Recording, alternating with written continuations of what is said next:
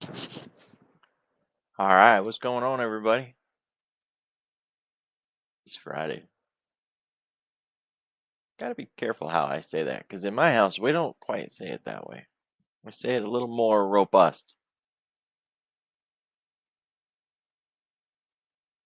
So, how y'all doing today? Did you take advantage of the chaos? It reminds me of when we were coming out of the 2020 COVID drop. Almost every afternoon was like today during POW. Every afternoon. They removed the lock limits from futures so the market could just scream higher and not trigger a lock. And we would get 8.5, 9% moves because we trigger, at like sevens and nines. But we would get that in the afternoon and then it'd do it again and it would do it again. And it was chaos. Good times. There's actually a strategy we had put together for that kind of behavior. And in the first Trump presidency, he liked to tweet a lot. Like in the afternoon, he'd just come in and throw a hand grenade into the market. And so we had plays for that too. I called him the parachute play, but really it was just to give it any kind of name, just something to have a name for the strategy. And you would do it in micros because, price can whip the other way. And if you got ran over, you wanted to make sure it wasn't going to be too hefty. But yeah, you just market order in and just keep dragging that stop up as it goes and just run it, run it, run it. Get 150, 200 points in a single contract. Yeah, crazy stuff. So, anyways, Powell kind of changed his tune a little bit and has given a wink and a nod that we're very likely going to see a rate cut because of the unemployment pressures being more prescient than the inflation situation. Not everybody's agreeing with that, by the way. I mean, the market certainly liked it. We had that strong push. Yeah, but uh, all things being equal, the there are analysts who say that the issue with unemployment stems a lot more than just tariffs and a slowdown in companies. It's also directly linked to the lack of available workers. You know, the immigration policies and the crackdown has removed a large chunk of the workforce, and that messes with all of the numbers, right? So it's uh it's not as clear out there as we would like it to be. We are starting to get into the seasonality pause in the market. I'm not a huge fan of seasonality. It's not as wishy-washy as, say, astrological trading, but it's not far behind in my way of doing analysis. And so I don't subscribe much to seasonality other than there is a historical precedent to the seasonality of markets, right? When we get into the later part of the year with all the holidays and people being gone and having short weeks, that messes with the market. So, I'm aware. And earning cycles, if you guys like trading earnings, you should take a look at places like the Earnings Whisperer because the entire site is dedicated to the history and the research of earnings and how earnings can be monitored based on presidency, uh, group psychology, how, say, like how tech is doing really good and it'll benefit all the other places, or how much a company hits or misses.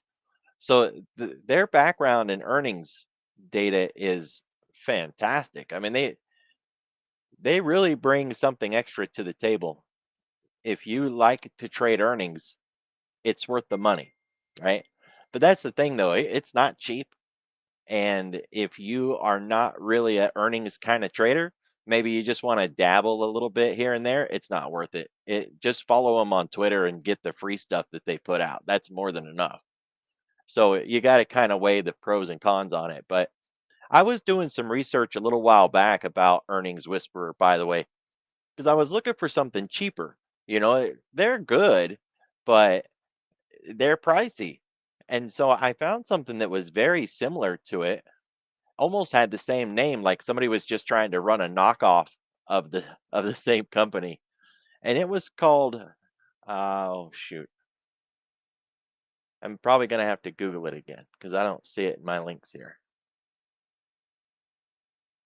Anyways, they were not as committed to the education side of things. I think Earnings Whisperer shares more of the background, which I like because then you have a better idea of what you're working with and you learn something and grow. The other company, the knockoff, Whisper Number, that's it right there, Whisper Number. These guys they're okay and they're certainly cheaper, but they didn't seem to have such depth when it comes to explaining or teaching you what their logic is behind the numbers. They explain their product, sure. They do that, but they didn't really get into the history of earnings as much as the other one did.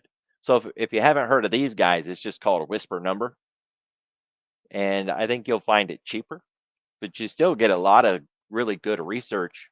Earnings are a crapshoot for real. Like it can be a great earnings and the stock can crash. It could be a really bad earnings and the stock can rally. And then there's four parts of an earnings report that need to be taken into consideration. And that doesn't even count the widget. That's what I call it, the widget. Every company has this thing, this one thing that the market really pays attention to, like Tesla with car deliveries, or uh, Apple with how many phones it sold, right? Or Netflix with subscriber numbers back in the day. They don't give us subscriber numbers anymore. With Meta, it used to be how many new subscribers. So every company has this particular widget that they want to promote, and that number very often takes precedent over everything else. Like back in the day, Netflix could have a really bad earnings, but if their subscriber numbers were good, shoot, they'd rip. They'd run to the upside. And it's not always easy trying to figure out what a particular company's widget is either. That can get kind of tricky. So having something that can give you a leg up in earnings really helps.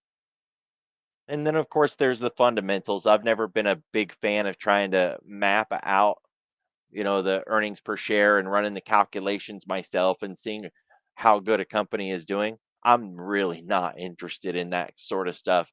The depth of the fundamentals, there's so many companies nowadays that'll just do it for you and give you a number, right? Like Seeking Alpha and those guys.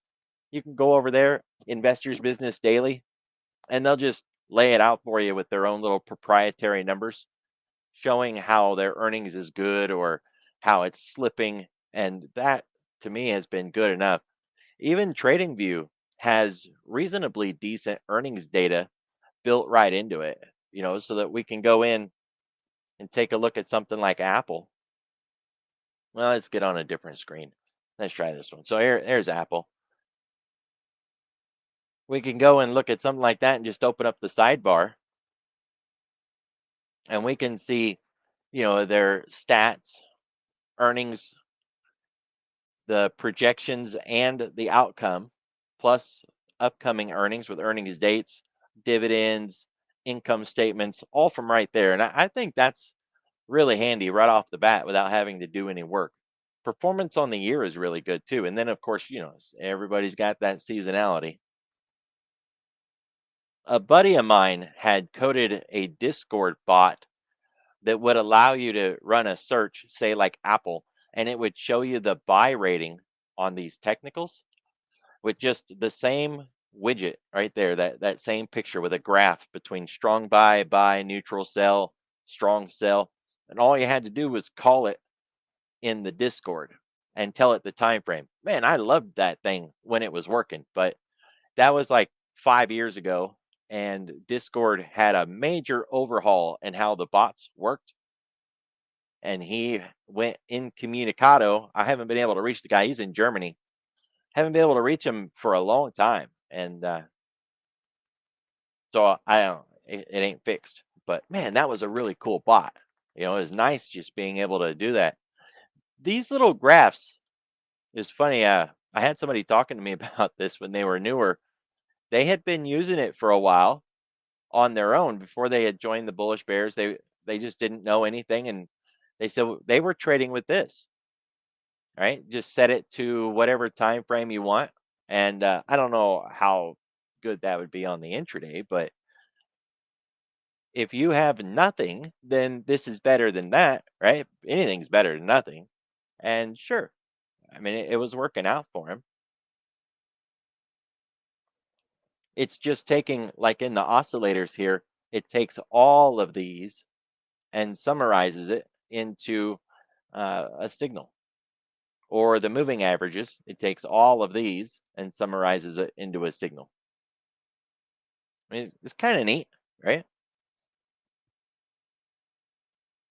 They say ignorance is bliss, and I've seen a lot of traders who have no idea how things work and have complete faith in the system, and they do just fine, right? And then they start poking around, asking questions, introducing doubt into the system, and it all just crumbles, falls apart.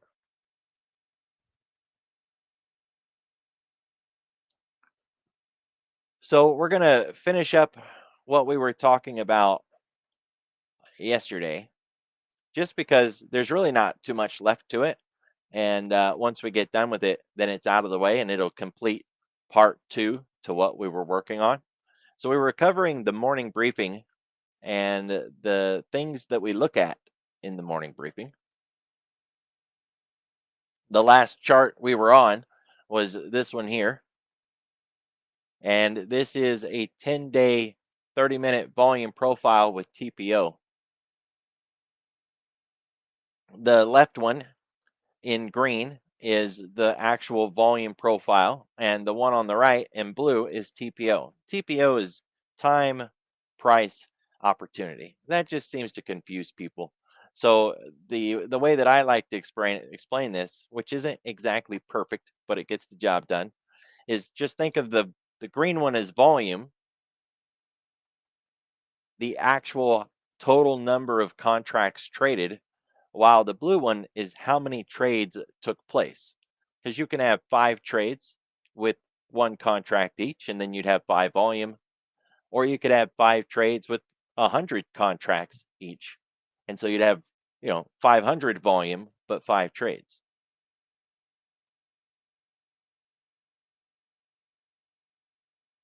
So we look at this in the morning every day, trying to identify where the 10-day point of control is and whether it's above us or below us.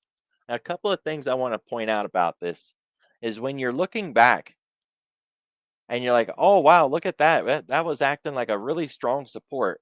No, it wasn't, right? Because when we got there, if we was to go back in the past to this Wednesday, that point of control wasn't there at that time. It's there now, because between now and then we ran up here and we put in a lot of work and the point of control was moved up to that location.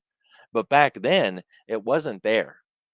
So you can't really do a look back over the last 5, 10 days, however many days we're showing here, and look at what was happening back there and compare it to the point of control that you have now, because it wasn't there then. And this may seem like Captain Obvious stuff, right? Like, oh yeah, gee, thanks.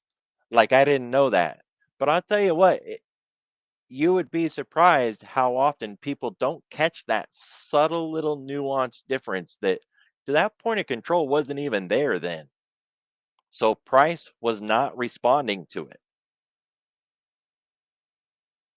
In fact, if you go back through the live streams over, say, the last 2 weeks, you'll see how the point of control had moved from the 6411 area down here in the value area low, and it moved up to that point right around Friday or maybe even Monday.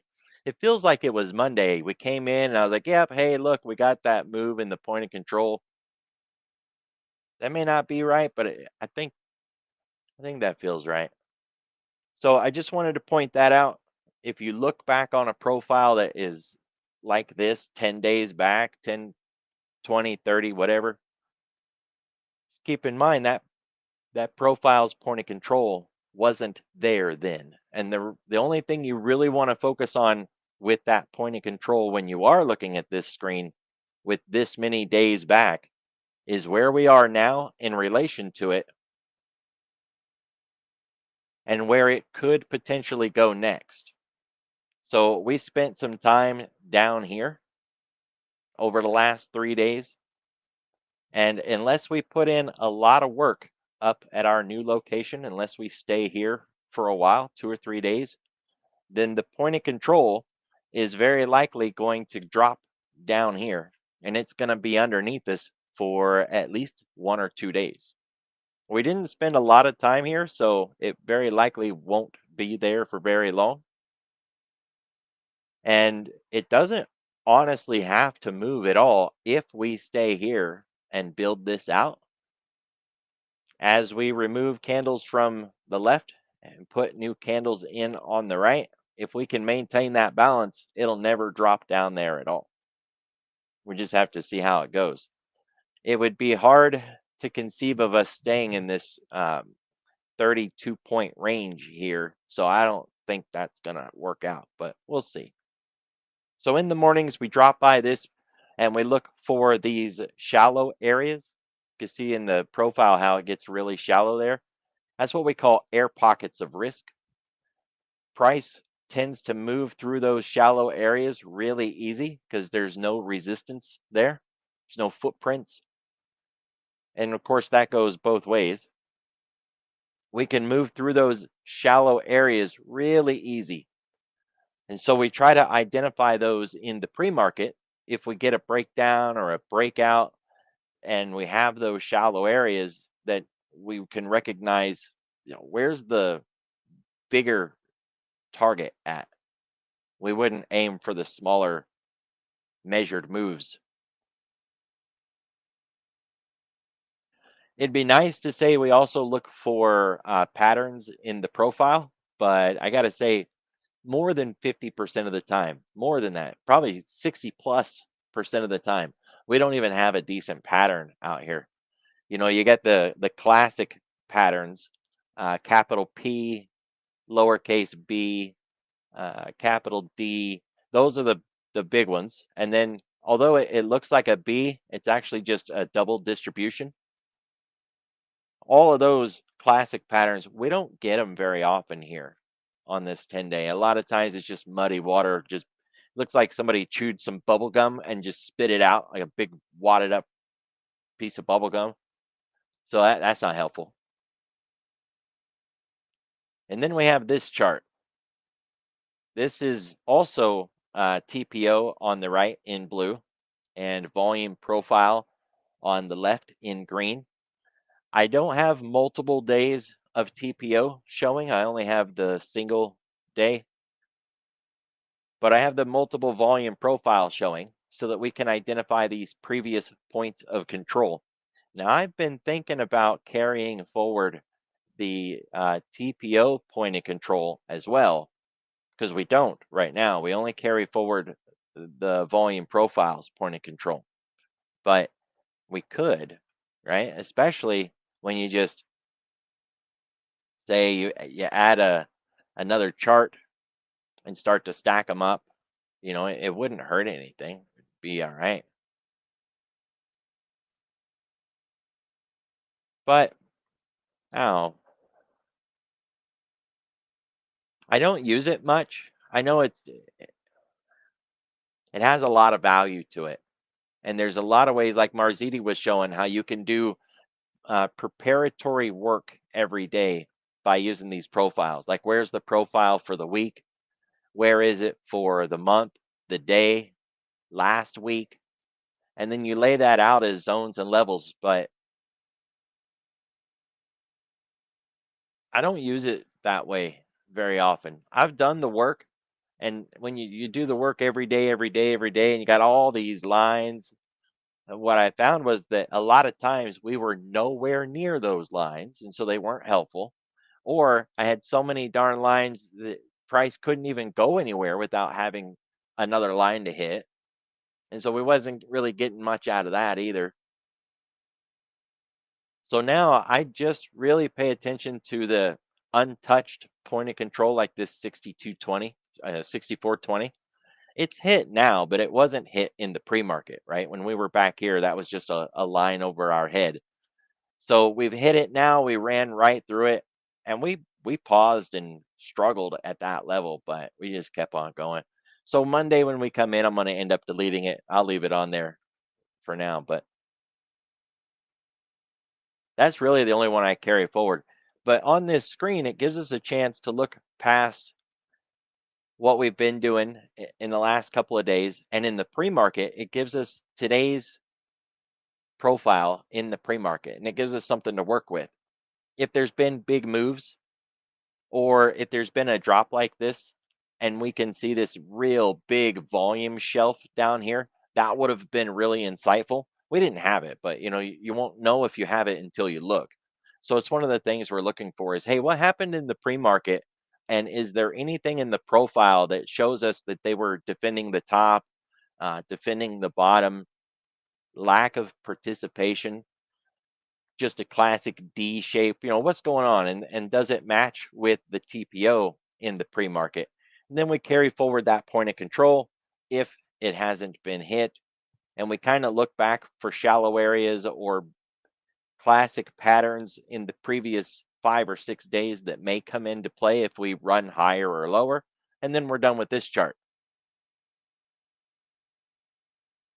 Now, I don't generally use the profile on the intraday through the day, right? Like you can see how we're building out a lot of volume across the top here. That's where the point of control is at. The value area is up there with us. I don't get a lot out of that personally on the intraday myself. But that's why these charts are just a snapshot. Go through them in the morning, evaluate what's going on out there, consider if we were to break out or break down, what could stand in our way or where the shallow areas are that we could move through really quick. And if we did get those breakouts, where would we likely gravitate to? All of these charts line us up to try to get that answer so that by 9:30, we've got a really strong idea of, hey, are we even supposed to break out today? And if we are, where is it that we're likely going to go? The last chart is kind of multiple pieces. In the top, we have these weekly expected move lines. And we even have next week's, although it's not set in stone yet. So we can't use that yet, kind of. I'll show you one thing we do with it every Friday, but one thing at a time. So this range is the week's expected move range. If price is behaving the way that it should, like most price does 70% of the time, it will stay within this range by the end of the week. So as the week rolls to a close, we would still be inside the box. It doesn't say that we can't get out of the box, just that we're likely to close on Friday within that range.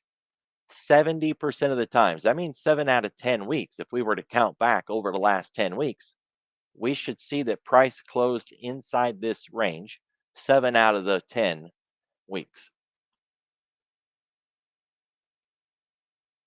There's a lot of ways that I use this thing. One of them is a gauge. So, like this morning, we compared the week that we had to the upcoming week. We tried to measure, if they were pricing in more volatility for next week or not. If the range had been really narrow, say we come in next week and they're projecting the whole thing to be really small like that would be really great information. It would give us a heads up that the market is really concerned about something next week.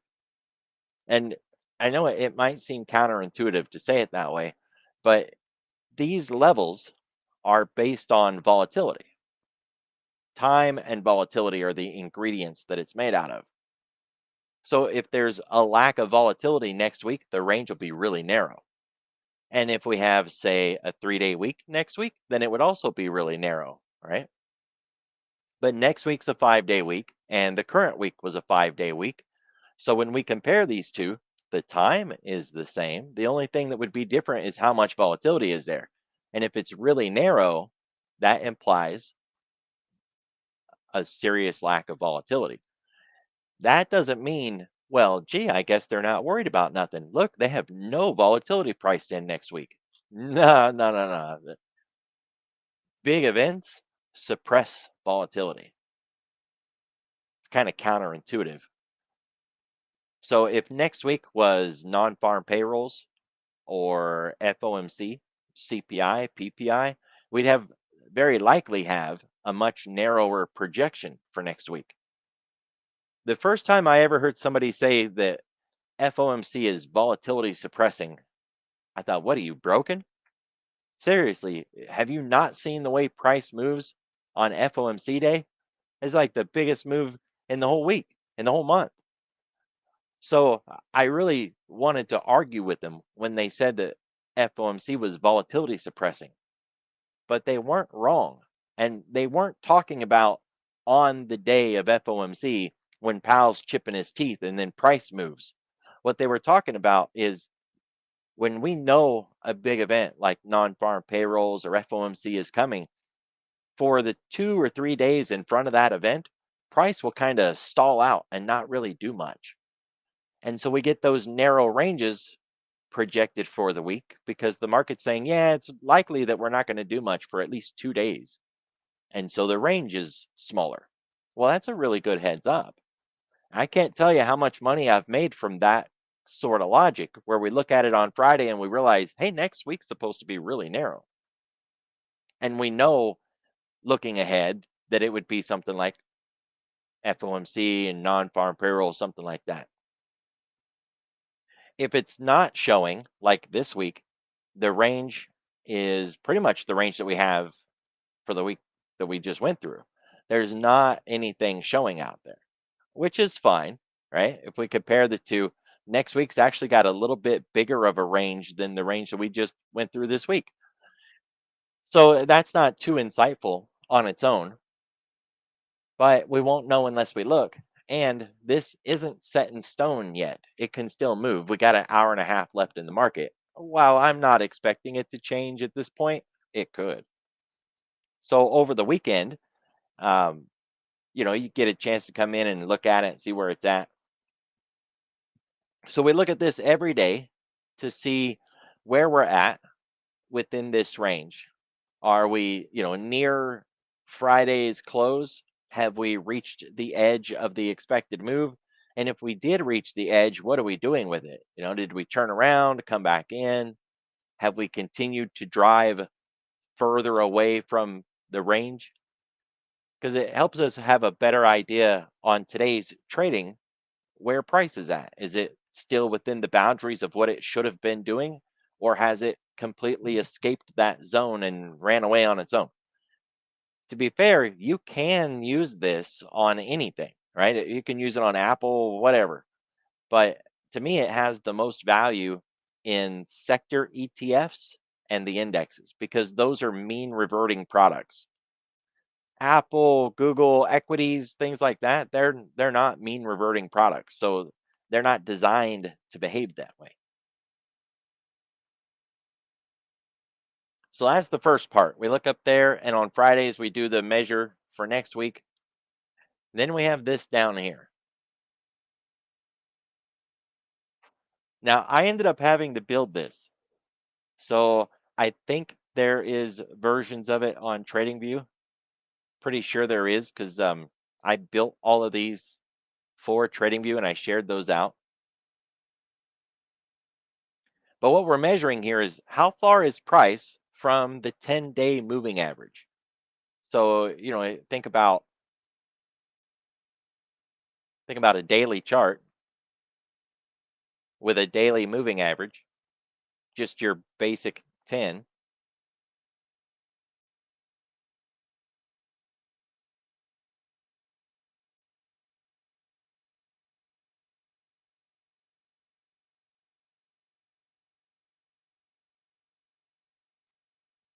That's the 10-day. And what that indicator is asking is, hey, how far away is price from that moving average? That's all it's doing. And we can change the indicator from a daily to a weekly.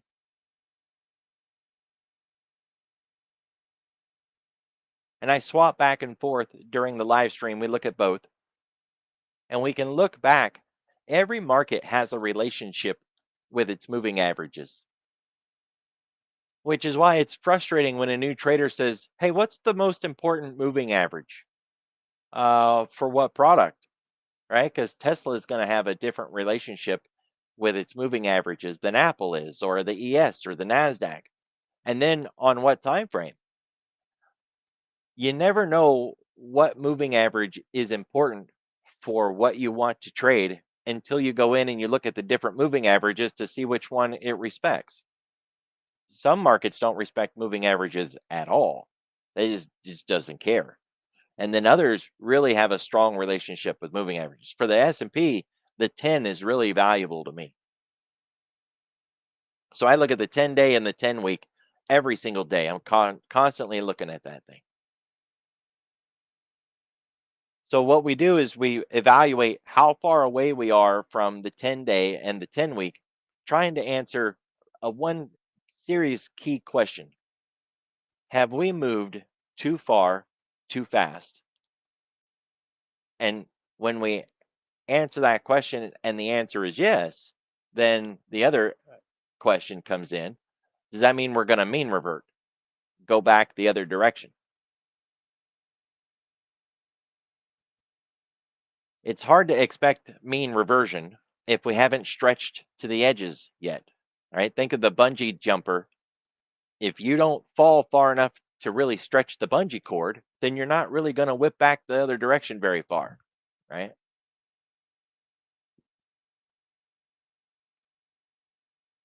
So we look at this, gauge where we're at, and look back in the past to gauge what's happened before around that level and kind of get a feel for what we're working with on the day. Not even just on the day, but on the week too, because I look at the weekly. That helps with trend and the bigger picture. Like I've been telling people during this pullback, don't get heavy short, right? You could try to find some short-term short opportunities, but I really tried to stress over these last 5 days, don't get all bared up because we don't have those kind of signals out there, and you're very easily going to get run over if we, continue this long-term trend that we're in, because we are in a long-term trend, a bullish long-term trend. And that's what this is telling us. We're more than 2% above the 10-week, and we have been for a while, right? Here's 2%, and we've been above that. Other than this little drop down, we've been above that for a long time, and it's not done yet.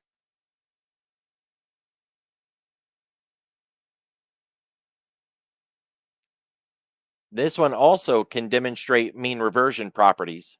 So when we get too far away on this one, it becomes that same answer like, hey, watch out. We've moved too far away and now we're looking for mean reversion. Most of the time, those signals aren't there. We're looking and, we pop in and we just check, hey, have we moved too far? Nope. Okay, we move on, right? We don't try to read more into it than that. It hasn't moved there. It's not too far. We're done. We move on. I think a lot of people struggle with that, right? When it comes to technical analysis, is they'll put on the indicators and they'll go in and do the work. And when there's no clear cut answer in the indicator, then they start to look into the gray areas. And they start with the, well, I mean, kind of, if it goes a little further, then, that maybe it is kind of overbought and we could, you know, look, it's either there or it's not. And if it's not, then you move on and, just remove that kind of wishy washy behavior. Don't read more into the indicator than is there. There was a study done by a psychologist. I can't remember the guy's name. He had presented a bunch of charts to children in a capacity that was, hey, does this look like it wants to go up or down? Just continuing with what it has been doing. What do you think, up or down? And those kids did a much better job of answering the question of up and down and just, I don't know, right? Because there's nothing wrong with saying, I don't know. I don't know. There's just not enough information. No idea. The kids did a better job with no skill, no experience, no education in technical analysis. Just, hey, does this look like it's going to continue or not? Yes, no. As I said earlier, ignorance is bliss. Sometimes we learn enough just to become dangerous. Open is doing really good. Yeah. Jeremy's reminding that we were talking about open back here. And since the breakover, it's just been a juggernaut. I mean, that's absolutely phenomenal. We're getting close to either a cup and handle or a double top, and we don't know which one of those it's going to be yet. So I stress caution now if you're looking at this. I talked about this morning in the morning briefing, but it's worth covering this again. I'm a little picky when it comes to double tops and double bottoms and how they're read. A lot of the textbooks will say, price coming back to the previous point would be your double top or your double bottom. I completely disagree. I don't like that at all. Remember, a double top is supposed to be a bull trap, and a double bottom is supposed to be a bear trap. Unless the animal actually gets into the trap, you haven't trapped anything, right?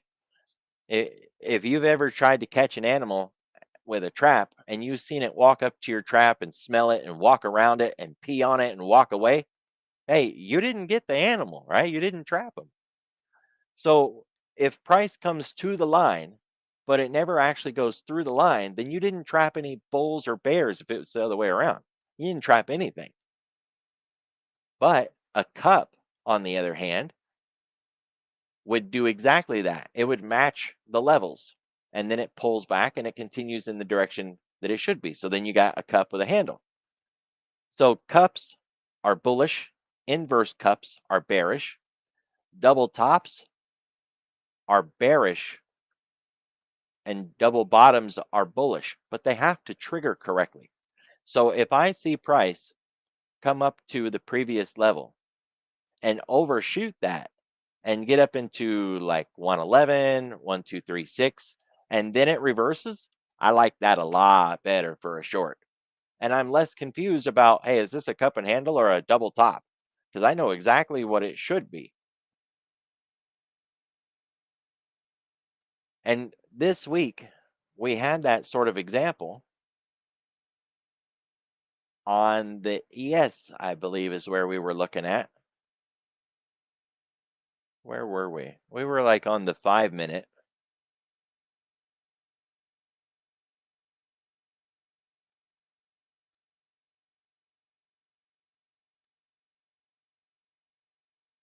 Well, it was such a good example.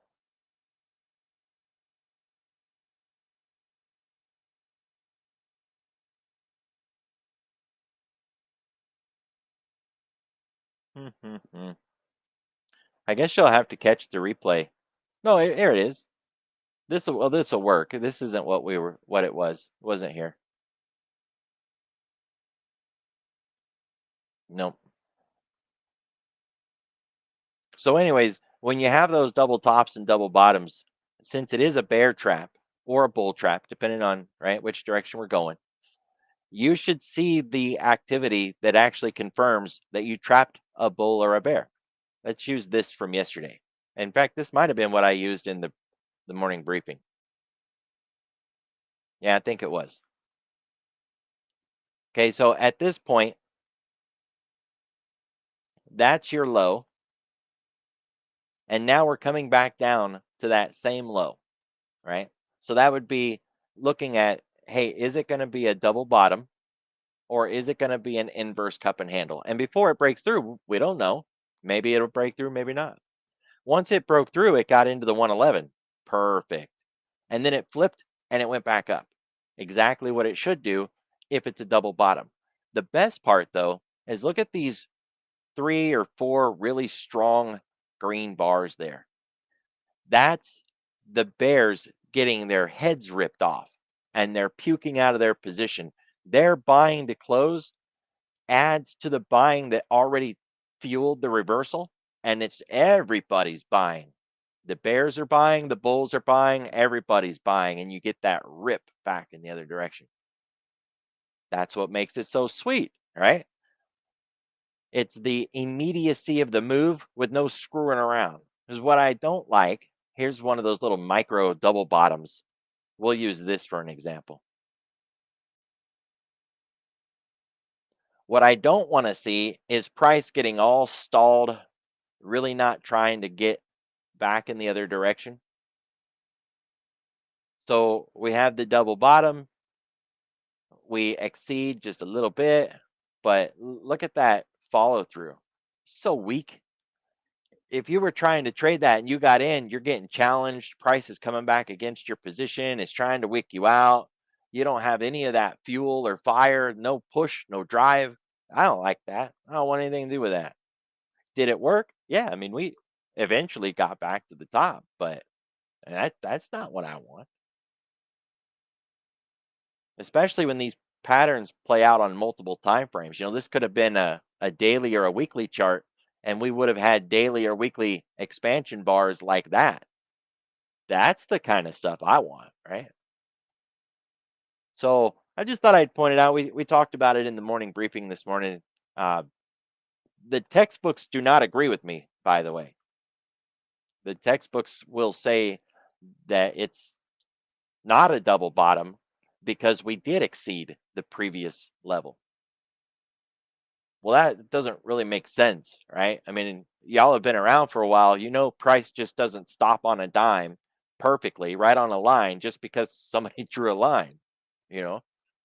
And pivot points like open, high, low, close, they're useful. They give valuable insight, but price just doesn't stop there to the tick. If it overshoots, we still have to be able to analyze price and define its shape or structure.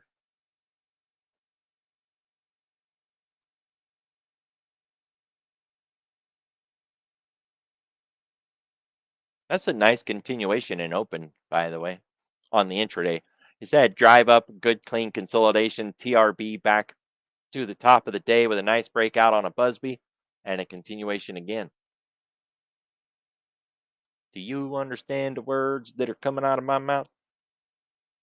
That's a funny show.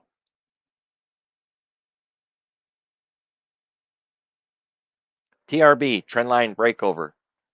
After it broke over, it went back to the top because that's what it owes us. And then we broke the range. When you break a range, oftentimes price will revert back to the range to validate old resistance as new support. I got tired of saying that long sentence and I started calling that action Busby. And that's what we had here. Price broke the previous high, which was resistance, and then came back and checked that old resistance for new support, which it found, and then it continued the move. Busby.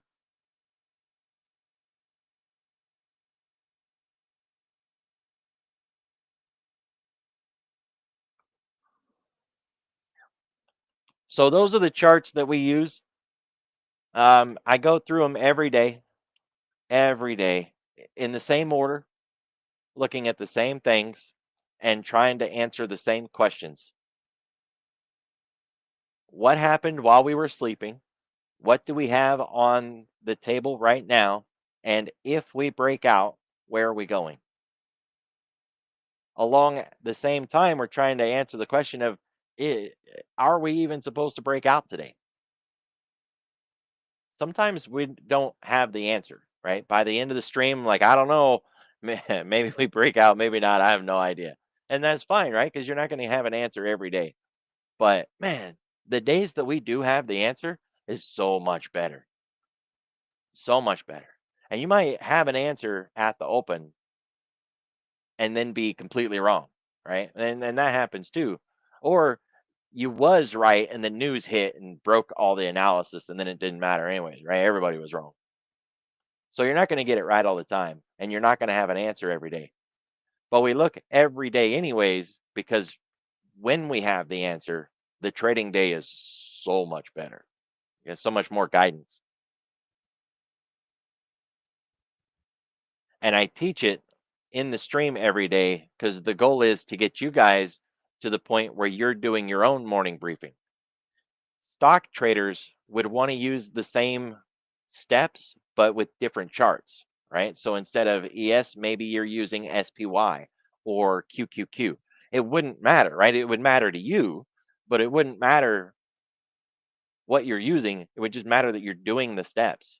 You're looking through these things: dollar, yields, treasury, bonds, news, and then price levels.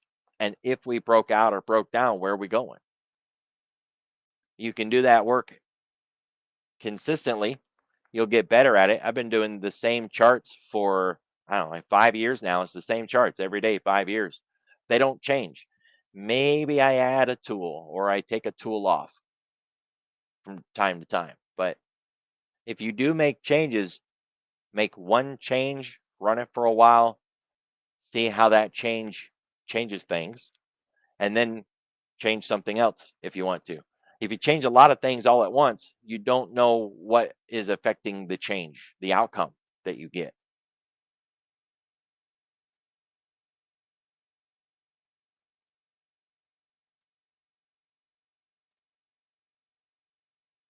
Now, while the day is running, uh, any of you guys trade stuff other than the indexes?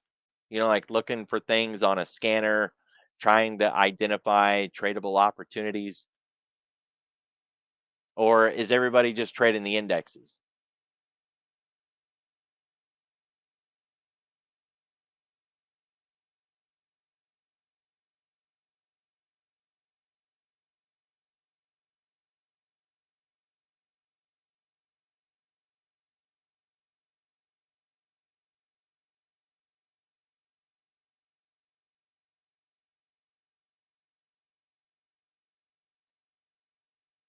United Rentals, man, I called this one out um last year, I believe. It was like early 2024 when I called this thing out. What a beast this was.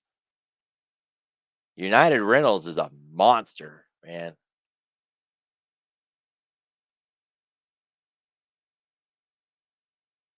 Oh, absolutely. I swing everything. But how do you find your thing that you're gonna swing, right? You're running scans or you finding things that are in the news. Do you just have a favorites list that you look at all the time?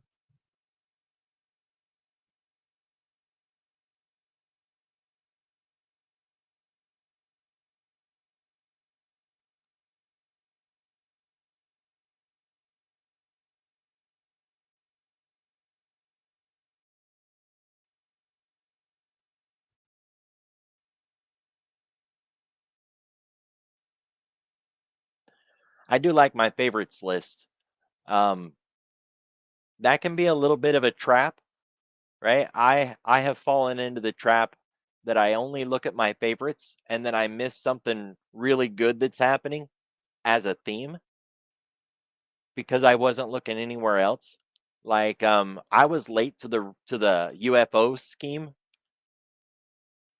the space stock theme. I I missed that one because there were just so many penny stocks, you know what I mean? And they were not on my radar at all, not even close. And so that theme was running for quite a while before it came onto my radar. And I felt really bad on that one too. Like, man, I missed out on some good stuff, you know, and I was a little frustrated on that. And it made me adjust the things that I look at to better capture the things that aren't on my radar, right? I like my list. It's comprehensive and it has really good options on all of them. But you know, if you stay isolated in that bubble, you will miss thematics.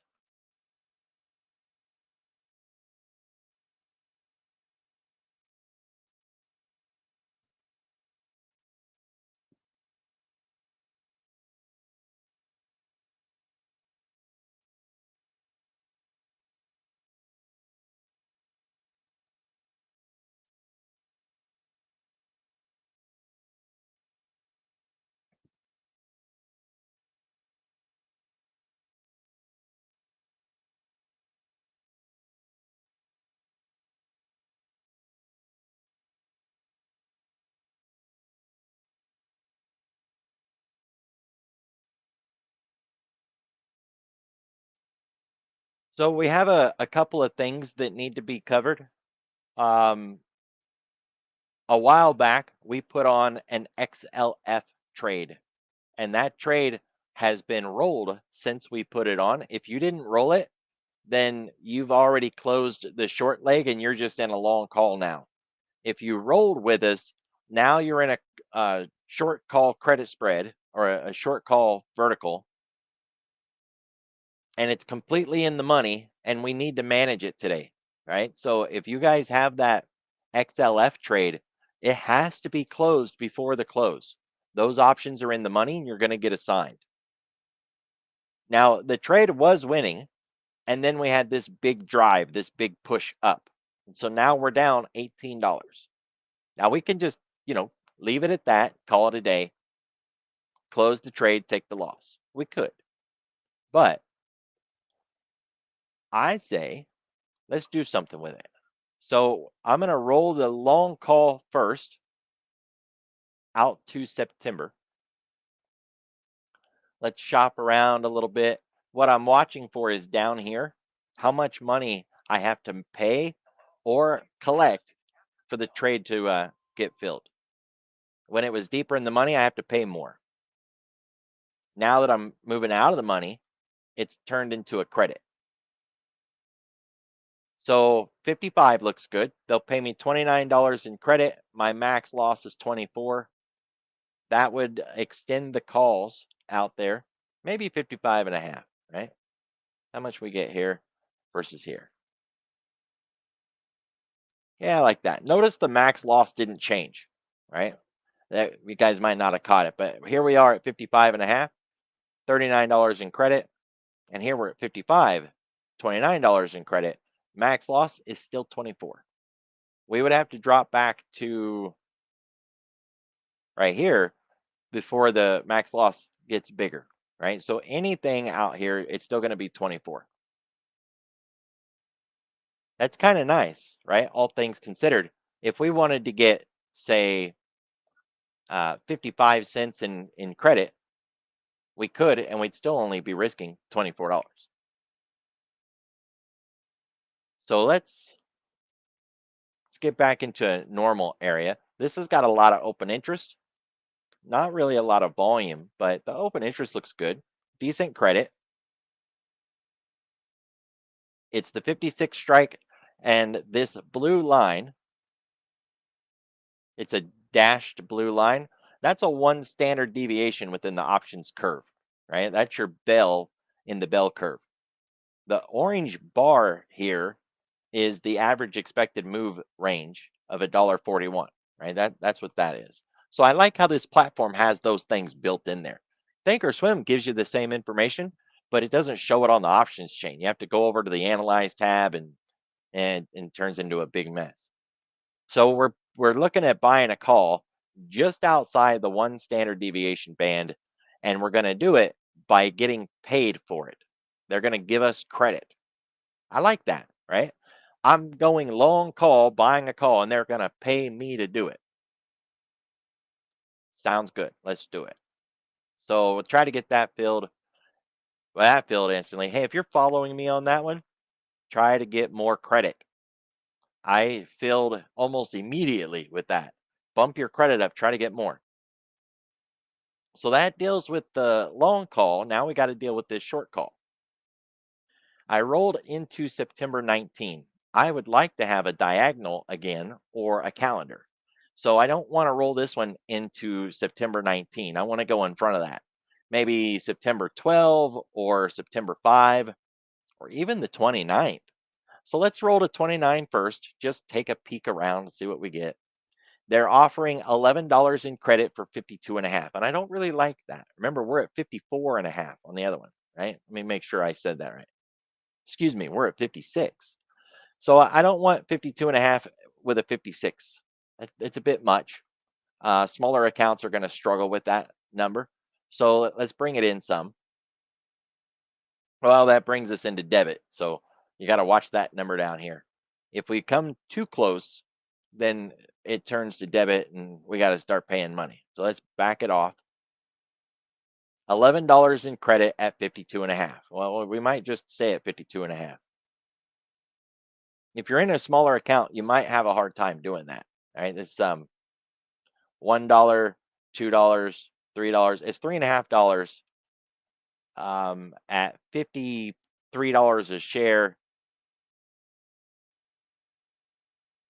Your margin might be a little higher than you like, right? But if you can afford shares of stock in XLF, then that number won't bother you. Just keep track of your margin level. But this will offer us a credit for that short call. We already had, let's look at the history so far. We sold the call and then we rolled the whole thing and got 50 cents more credit for it. Then we rolled just that long call and got another $46 in credit. So now if we can roll this and get even more credit, then we're going to be good. But I got to tell you, I don't like this number in this location. We're at August 29, so let's just step out another week and see what we get. So now we're at September 5 and we're still at a credit with a much bigger number. So let's try to get closer to, no, that didn't work. As soon as I moved one strike, boy, it turned it right to debit. So we're still stuck here, but at least we're getting more credit out of it. The way things are right now, if we closed this short call and just left the long call on, we would be at a loss of $18. But if we roll this for 27, that takes that 18 off. We're in the green again. Not by much, right? $9, but green's better than red. So it is there. Um, we might take that one, but let's roll a little farther down the road and see what we get. So now we're at September 12th, $42 in credit. We're still at the same strike. I'm going to try to get a little closer. Hey, we made it. We're still green, right? Still getting credit. And we've closed the gap a little bit. Now it's $3 wide instead of $3.50 wide. But we really didn't get much credit on that. The thing is, it has to be moved today. We either close it today or we roll it today, one or the other. It's got to be closed. So let's talk about that for a moment. I was going to ask, do we really even need to close it or roll it, right? Couldn't we just go ahead and buy it back? But I don't want to pay the $43 to buy it back.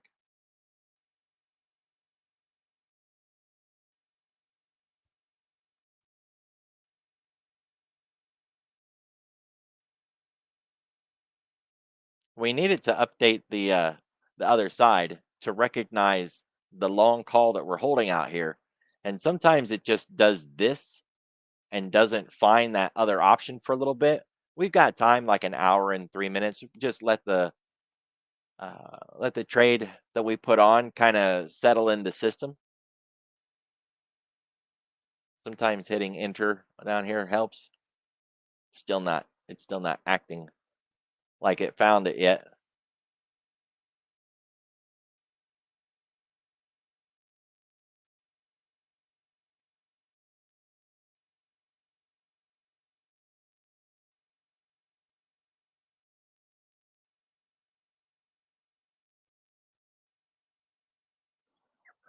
Well, if we leave it at the 52 and a half, we can see this right here is showing a max profit of 105. So they're going to give us 43 in credit. And this one call by itself, remember it's not recognizing that long call. We're only dealing with this. This one short call would be worth $105 in credit at the close. Now, that's because we've rolled, right? If we were just to open this trade on its own, it wouldn't be worth that. It'd only be worth 43 cents. But to be fair, if we were opening this trade today, selling a call, we could sell it for $1.50, right? Well, like $1.49, close enough, $1.50. So we can roll that call out to here, get $43 in credit for it, which would give us a max profit of 105, and it would still be tied to this call that we have out here, which if we continue to move up in XLF, this call will do good, but we'll have to roll this short call again, right? That's one thing that we would have to roll it again if price keeps driving to the upside. One of the things I like about that call that we already rolled is look at the price of that long call, $8. When we originally opened this trade, that long call was worth more money than that, right? But we paid off a lot of that debit because we collected money in the roll.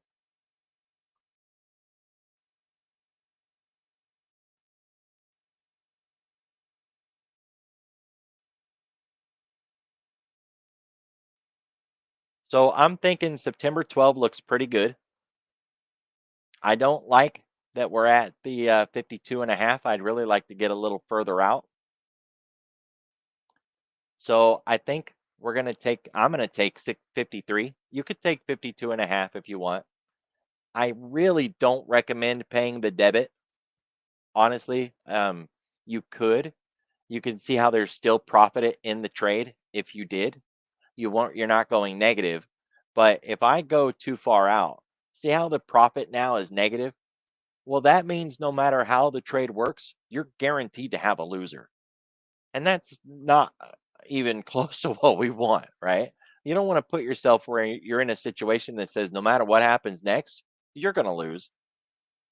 Because if that's the case, you might as well just close it now and just quit paying commissions. Now, don't get me wrong, I've done this only because I needed the 21 days and I had the expectation that within the next 28 days I would get a chance to roll again and better my position later. So I have done it, but I don't recommend doing it very often, especially in a cheaper name like XLF. If it's something really juicy like Google, Tesla, Amazon, one of those that can really get inflated value options, yeah, sure. But XLF is designed not to be a beta player. So, really not recommended. I'm willing to do 53. And I'm suggesting that, if you wanted to, you could do 52 and a half or 53 and a half. But I think I'm going to work with 53 and we'll see what we can get from there because we're going to have 21 days to find a better play. Now, since this was a debit spread, excuse me, it was a credit spread that was going to expire today. I earlier tried to roll both of these at the same time into different expirations and it refused to take the trade. What I was trying to do was eliminate two trades today because each one of these individually is going to count for its own trade. unfortunately. So if you're, on a account that is below PDT status, be very careful about putting both of these trades on today because it is going to count as two trades. Two trades, and as long as you don't do something else with it today, it should be fine because you only got in, you didn't get back out. But I just wanted to point that out there. That did not fill immediately like the other one did. So let's come in and take a look. It wants less money. I want this filled. There it is. Guess I should have worked the order a little bit. My concern is I get to talking when we're live, and then those can get away from me, and I'm not looking anymore, and then the bell rings, and I'm like, oh shoot, I forgot to close that trade. So that was my concern. It's on now, so we're good. The new position is September 12, September 19, 53.56, and I'll take a picture so that anybody watching the replay understands what we got. And I'm going to put a post in the chat. Obviously, you guys are here, so you already know. But my concern is somebody watched the stream when we got in and they're not here today. It's going to expire, so I really need to know that everybody is out.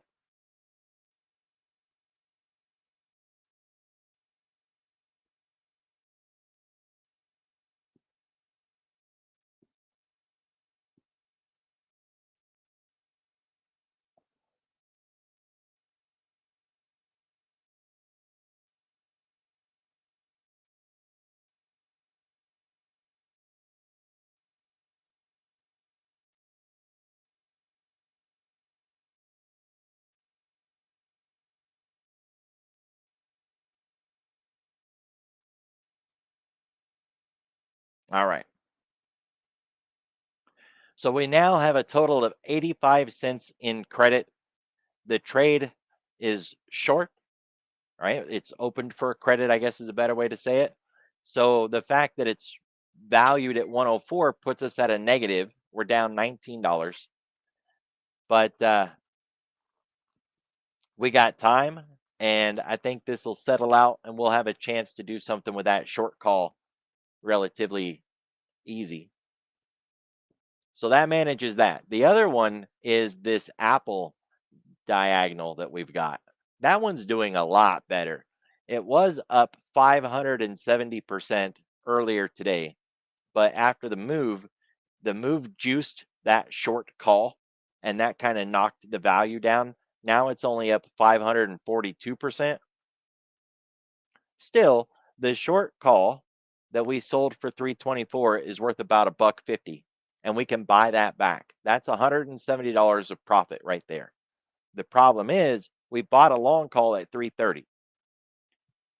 Getting a net gain of 150 is nice, but we've still got the rest of it, right?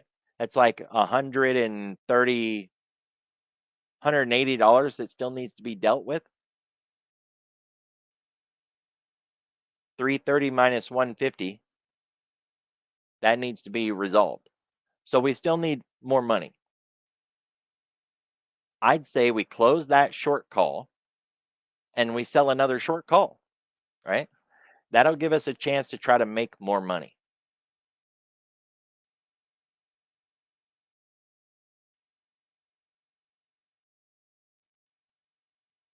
Yeah, I was right. 180.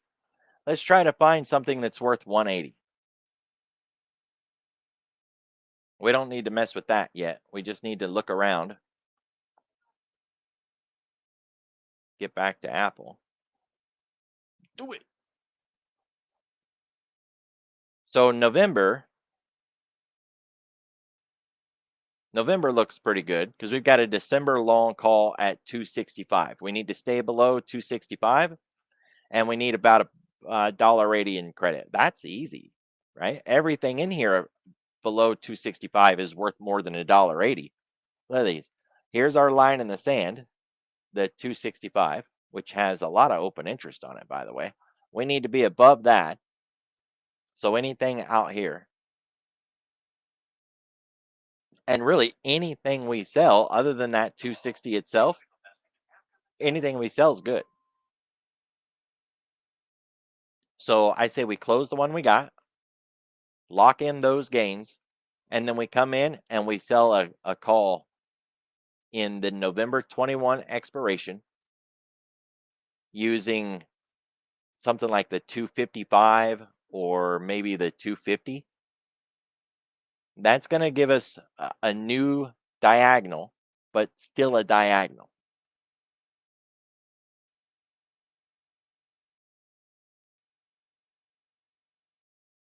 We could roll. That's a good point. We could.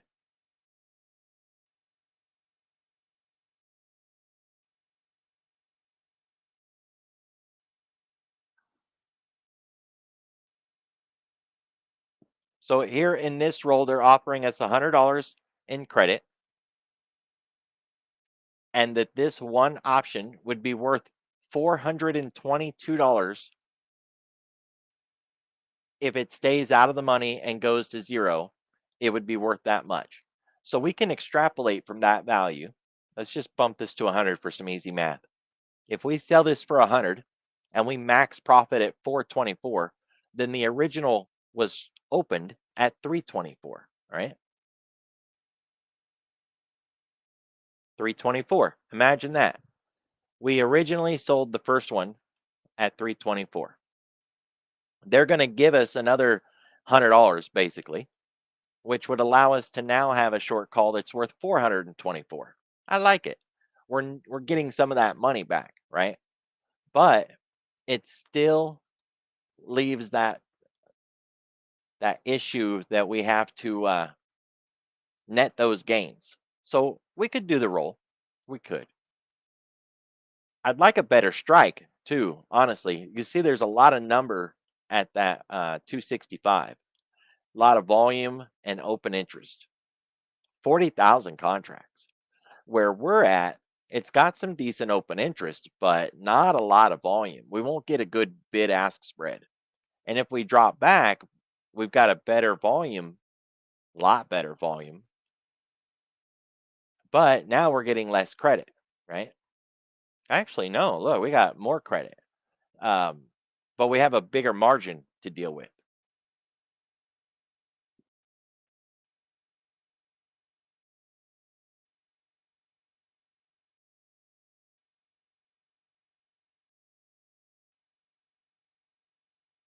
I was checking my margin.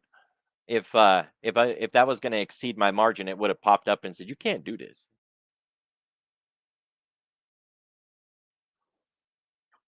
So that would give us a 250, 265, which is what we have right now anyways, right? We have a 250, 265.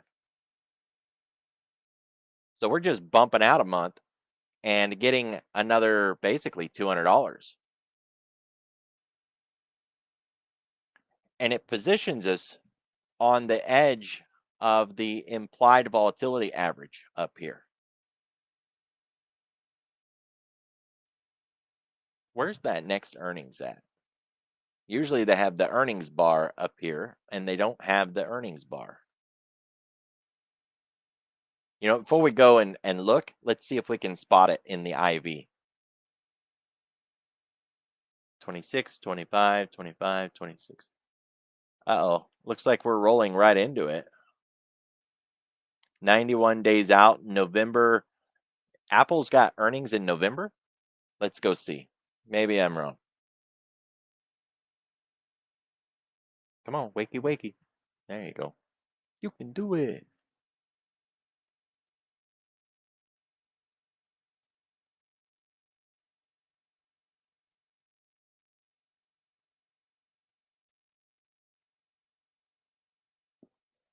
The end of October.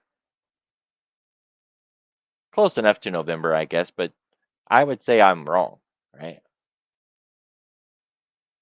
We were looking at the November 21 expiration, not the end of September 1st of, not the end of October 1st of November. So, um, I mean, that's the only thing they have. I don't know. I say I wasn't necessarily wrong because that's the only option you can trade right now for the November earnings. It's interesting how you can do that though, right? You can see the IV on the right and try to pinpoint big events. like drug trials, um, court. If they were getting sued and they had a big court case, you can spot that, and you can spot earnings often, not always. So we do have to be concerned about earnings, but hopefully we're going to get this trade wrapped up before that, and we'll be out of it and not have to worry about it. All things considered, though, we can roll before earnings gets here. We have plenty of time, and a diagonal is not a bad trade for earnings, anyways. It's not like a vertical or iron condor or something like that. So we're good. I think I'm going to go ahead and take the credit.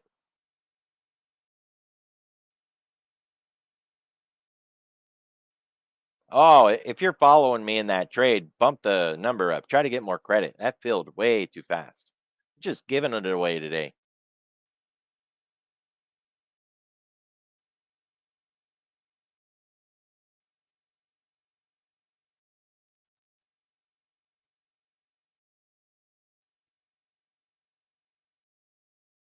That's what we say at the racetrack when the lead car screws up and gets passed. We're like, oh man, he just gave it away. It's my ringtone on my phone.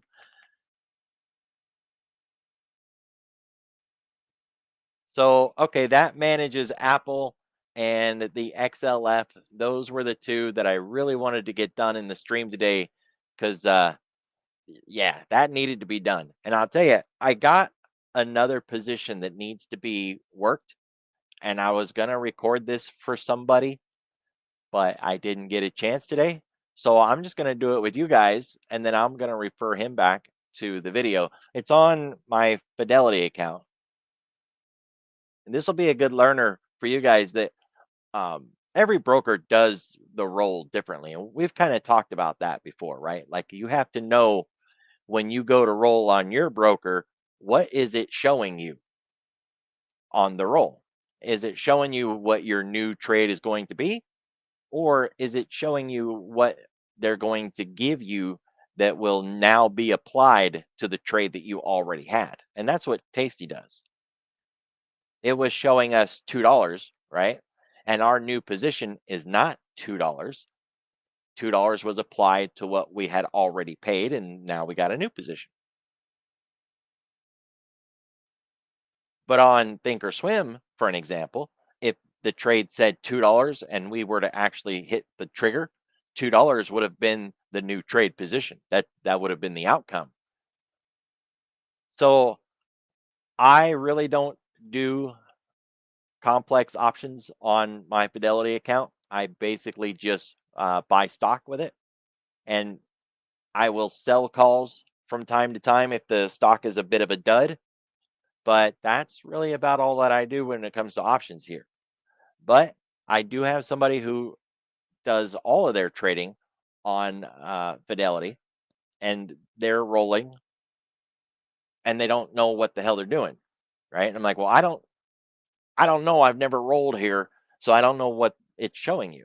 Is it showing you what you're actually going to get, or is it showing you what they're going to apply?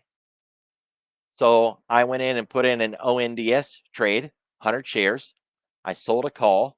I've already done one video where I tried to roll this, but I didn't pull the trigger just so we could see what the numbers were. And now I want to roll it. I let's see where we're at here. Average cost basis was $1.19. So I sold to open at $1.19. It's now trading at $1.40. So that means I'm down, and I don't really want to roll it when it's down. But see, that's the thing, right? Until you actually take a roll and do the thing, you don't know what it's going to be.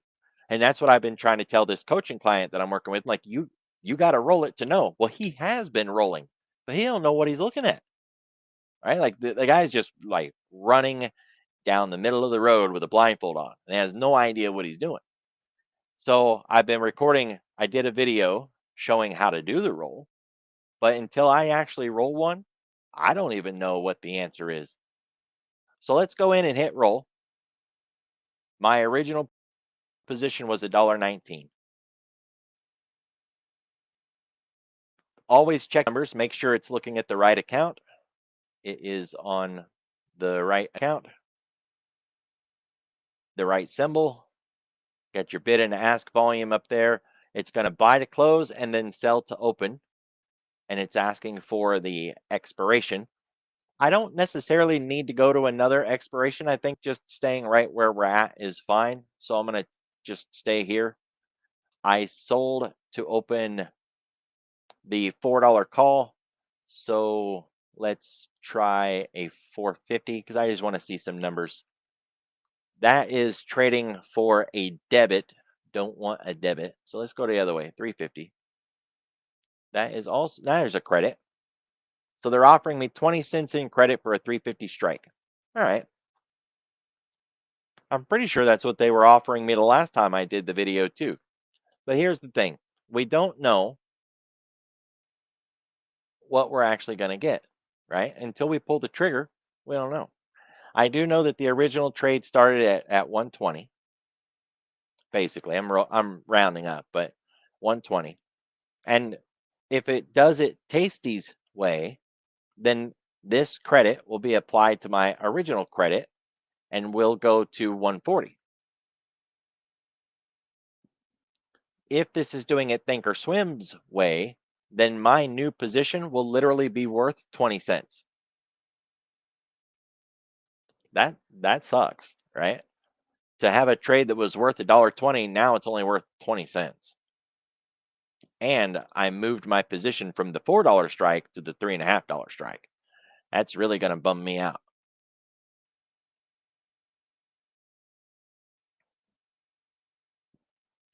But I needed to evaluate what the number was.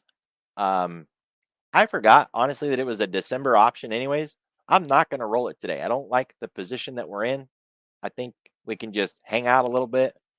I got into the stock at 420, and today the stock is trading at 435. So everything is fine in that regard, right? My $4 call is underwater, but that's also fine. It's not a big deal. And it got juiced today because the stock ran up 14.5%, almost 15% on the day. And that juiced that call. I'd rather not sell that call, buy the call back today. I'd rather not do that today. So we're going to just let it cook. Never mind. We're not going to get that roll done today. Once the, say, Monday or something, maybe Tuesday, when we don't have a nearly 15% move on the day, then I'll come in and maybe roll that call. But look, all of you, if you've got a different broker than Tasty, you have to answer that question. Now, I can tell you for Thinkorswim, the number you see, that's going to be your new position. So that one, we got that covered. That's two brokers. If what about Robinhood or Webull or Fidelity or IBKR? I don't know. You have to go in and do it and see the outcome, and then you'll know. Which sucks. I gotta say, right? Like that's really a bum deal. We deserve better than that. Do you like that word deserve? I deserve. That's not a word used in my house, by the way, unless we're just talking trash. Then it's always the word we use. So, okay. Um, Otherwise, this account ain't doing much. I've got some mega cap and some large cap, and the rest is just sitting in cash. Let's see, over the year, I'm sure it's doing okay. It's fine. Year to date, from 9.5 to basically 11.5, 2,000 for an account I never look at. It's not doing too bad. The original account started at around $500. Usually I start accounts at 250, but this one started at 5. Then I took a lot of money out and that dropped it down. And now we're balancing out and coming back around. Oh, this is just for the one account. Let's show both accounts. There's that withdrawal. I was wondering why it wasn't showing on there. It looks ugly.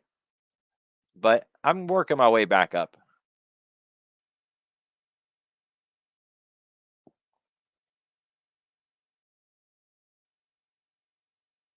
So not bad what you can do with just, a $500 account, right?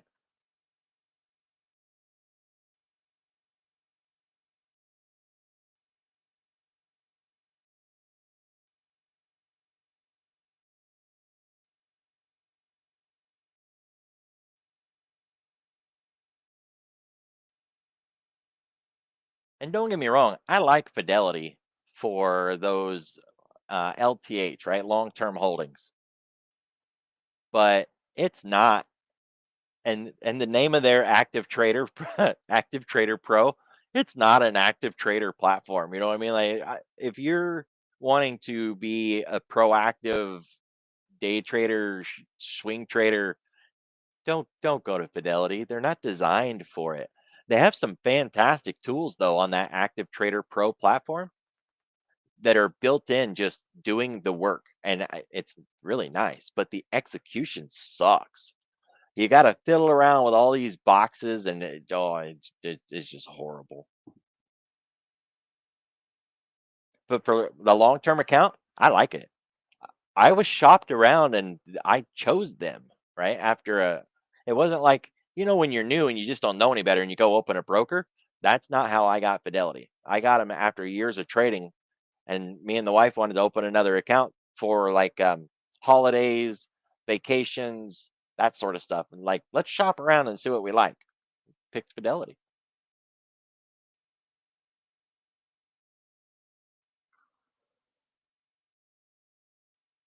So that's it. We managed what I needed to manage. We can go back to covering whatever it is y'all want to cover. Got topics you want to hit on, or you want to do a deep dive on the market, whatever.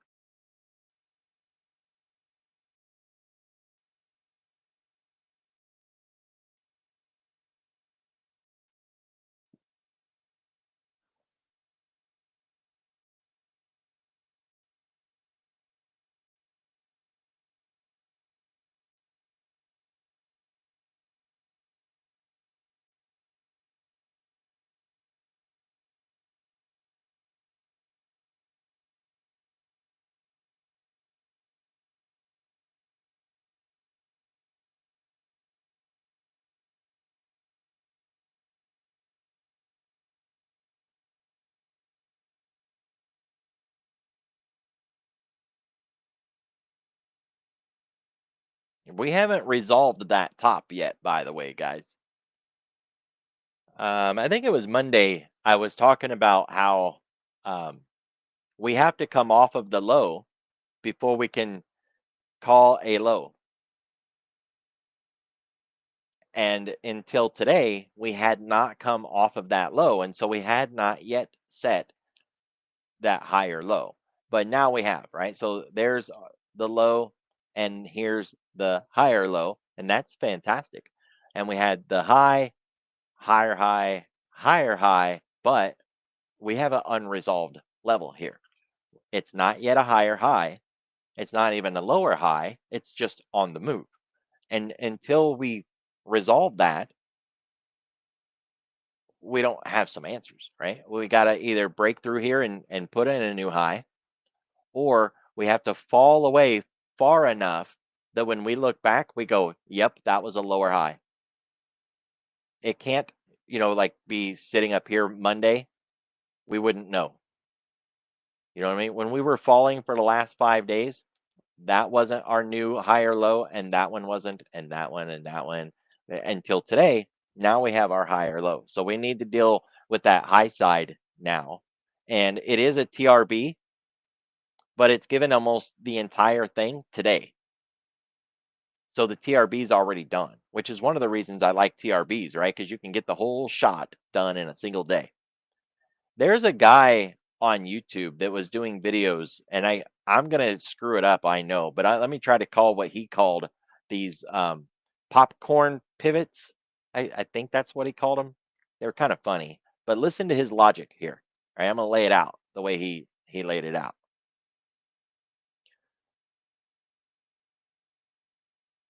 So you get price that's falling like this day after day, these red days. Price fell, people got short on the doji day. Where did they put their stops? Above the high of the doji day. And then this day, we broke the doji, we went lower, more shorts got in. Where did they put their stops? Above the current day. And then this day, we broke lower, people got in, they went short. Where did they put their stops?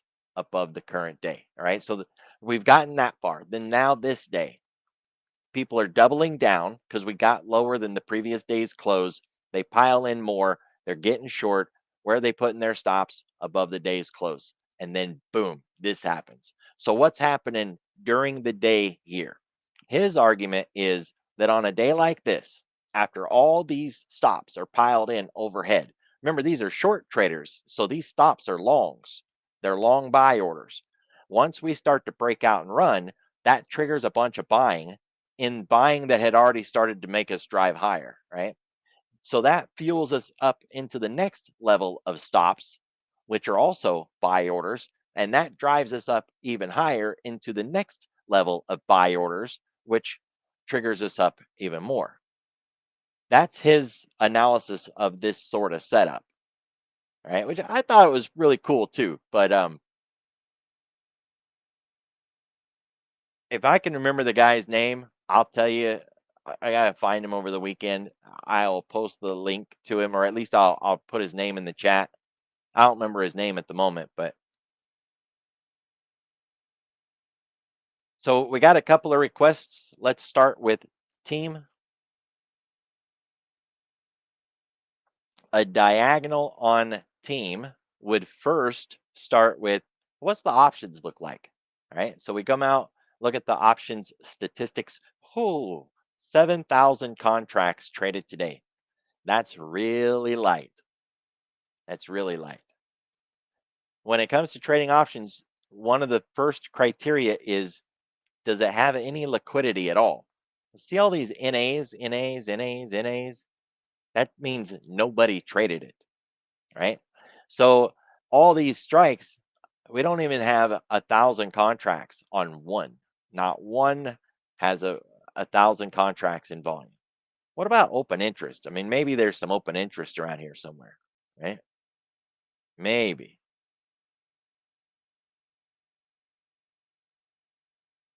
There's 1,000.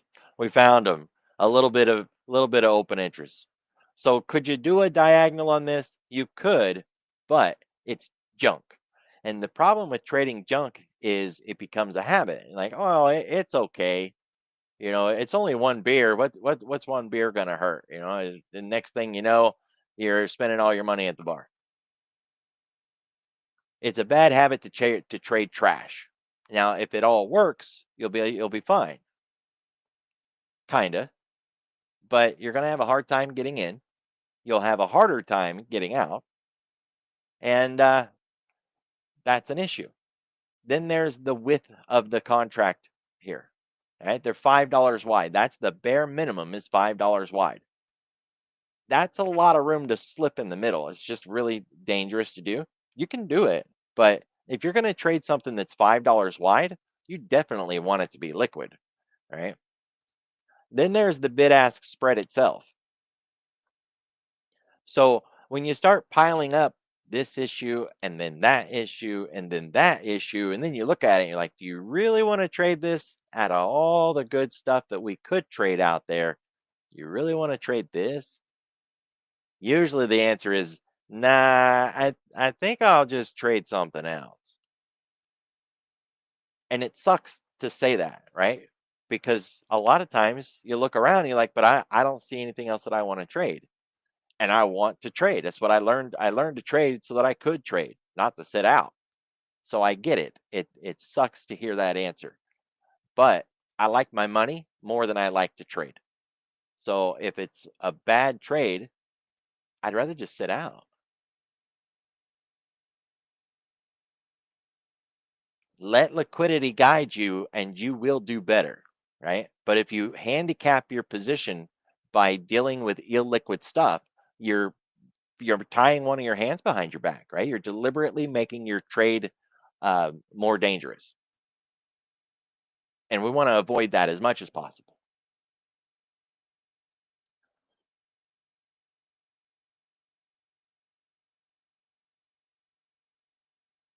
Now there is a question about credit spreads, and I'm going to get to that one.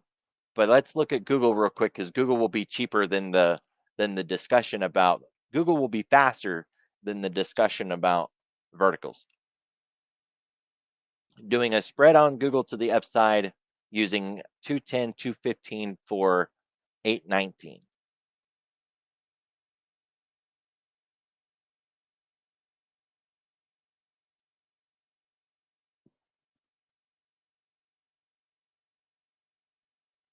I think it meant 919, right? September 19. Yep. And then 210, 215. It's a little bit out of the money. Nothing wrong with that, right? $1.78.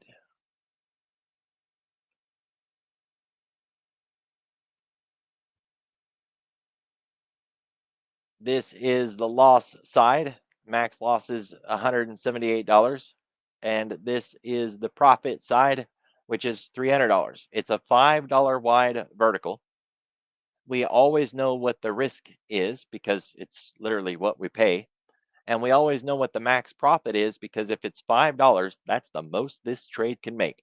And if you spend $1.75, then that means you got what? 325 on the other side that you can make as profit. 325 and 175 equals 500. So those two numbers all play out, and it's what we call a box trade. Here's where price is now. This is where the break even is. And every day that goes by that this trade is not in the money, it will slowly lose money because we're behind the break even. If you built the same $5 wide trade, but you did it in the money, every day that went by, it would pay you like a credit spread. Isn't that cool? It is so neat. Nobody realizes that debit spreads will pay you like a credit spread will. It'll literally pay you every day to sit in the trade, which is kind of cool. This one, however, is not that kind. So every day that you're in it, you're going to pay theta and it's going to slowly decay. So we're going to need price to move to the upside faster than this theta drops the trade to the downside. So two competing things. Theta is decaying and we need premiums to rise faster than that. So if Google goes up, but not goes up enough, this trade's going to lose. Let's go out and take a look at 210, 215. It would require a breakout of this previous high, which is what we're struggling with right now.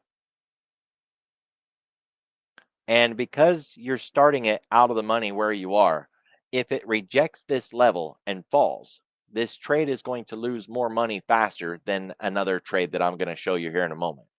This one's cheaper to get into, and I think we all like that. It's cheaper. That means we're risking less money and it leaves more profit on the upside for us to benefit from. It sounds like a win-win all the way around. The problem is, what if we're wrong and price rejects at 207 and fails to get the breakout? If we're wrong and we fail to break out, the current trade that we're evaluating will lose a lot faster than the other trade will. What's the other trade? The other trade is the trade that's in the money and or at least on the money. So if we was to come in and evaluate a 205, 210, well, now we're paying more money for it. There's a little bit of a edge here in our favor. It's $5 wide at the money. That should cost us $2.50, half the width of the spread. But it's not. They're giving it to us for 235, so we're getting it on a little bit of a discount. We have to pay more money to be sure, but this one is a lot closer to break even. So if Google can get above that break even, say into 210, and then it just stalls out at 210, every day that you're in it, it's going to pay you like a theta trade, a premium trade, and it will make money even if the price stops moving at 210. So that's a good thing. The other part of it is if we reject at 207 and we fail to get that breakout, this trade will lose just like the other trade will lose. They're both going to lose if we fail to break out. This one will lose less quickly. So a lot of times those breakouts happen in the overnight or over the weekend. And then by the time we get here in the morning and the market opens, our trades are already priced significantly, showing that rejection. So it's not like you'll have an opportunity on the intraday to trade the rejection. Maybe you will, but we all know how that works. Probably won't. So by the time the market opens, this one that is more expensive will decay less quickly and respond less quickly to the rejection. So it will lose less than the other one. You'll be able to manage it as a loser without having such a haircut. 50% of $1.80, that's still what, 90 cents, $90? But say 30% or 35% of this 240 is probably a better number.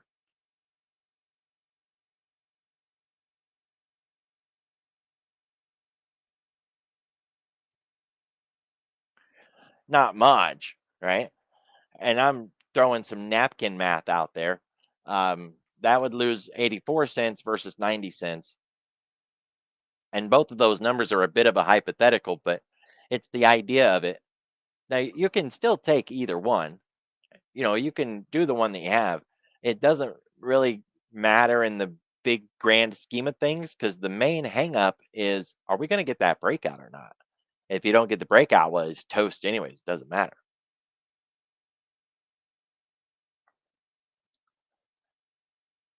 Those out of the money trades are nice because they allow you to risk less money. But man, when they're wrong, they lose so fast and you can't defend them. There's nothing there to roll or adjust or try to protect or modify.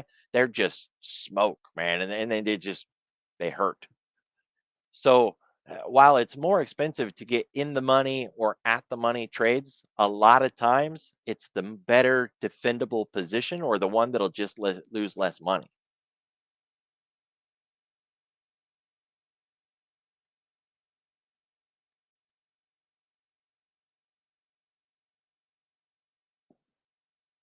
All right. So that this question about verticals, start with the idea. I know this might sound a little captain obvious, but we got to go through it anyways. That there's a little bit of a cheat sheet for what we're doing when we trade an option, right? And I've typed this out before, but we're going to go through it again. When you buy a call or you buy a put,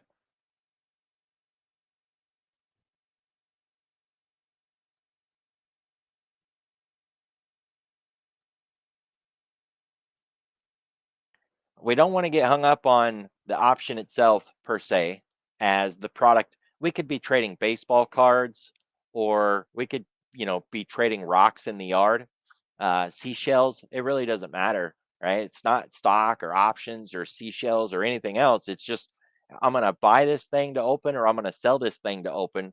And what's my consequences? So, selling a put is a really good way to buy stock. And buying a put is a really good way to sell stock. When you buy a call, it's a really good way to buy stock. And when you sell a call, it's a really good way to sell stock. So you always want to keep that in mind. The next thing is when you're doing a vertical, we try to use the word in front about what we're doing with that vertical. It's a long call vertical, long put vertical. We don't need to use those words. We can call them bull put spreads and call credit spreads. But if we say what we're doing to the vertical, it helps others understand what you're doing. So a long call vertical means I bought calls in a vertical. I want a long trade. A short call vertical says I sold to open calls as a vertical and I'm going to put on the trade. There are other names, right? Like the bull put spreads and bull call spreads and then I like debit spreads and credit spreads. I like that language because if I tell you that I opened a credit spread and then I opened a spread and I got credit to open it, that should tell you, hey, I sold one to open because I was paid a premium. But either way, got to get the name out of there. But in that vertical, you still have two pieces,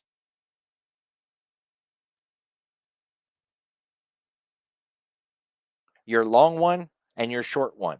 Doesn't even matter which way you go. If you're, trying to be bullish or bearish, you're trading calls or puts. If it's a vertical, you sold one and you went long on one. The thing is, and this is often overlooked, everything in the Greeks is also bought and sold. So I'm going to change this filter up here to the just the regular basic Greeks. And if I sell a 650, 645, 650, I've got a short call vertical. And on the one that I sold, that 645, I sold a 53 delta, a 2 gamma, a 19 theta negative, and a 71 vega. I know that might seem a little weird, but it's important because when price rises, volatility happens to fall. That's usually how it goes, right? Volatility gives our options premium, it makes them more expensive. So if I buy a call and price rises, my call is bleeding premium out because it's losing volatility. How can I stop that from happening? Right? Like that sucks. You buy a call, price makes this beautiful move, and then you look at the call and sure, it made money, but not as much as we would have expected. Like, what happened to my call? It didn't make any money at all. It bled out all of the volatility. We can stop that from happening if we trade a vertical. Because sure, on the long call, we bought the volatility, but on the short call, we sold the volatility.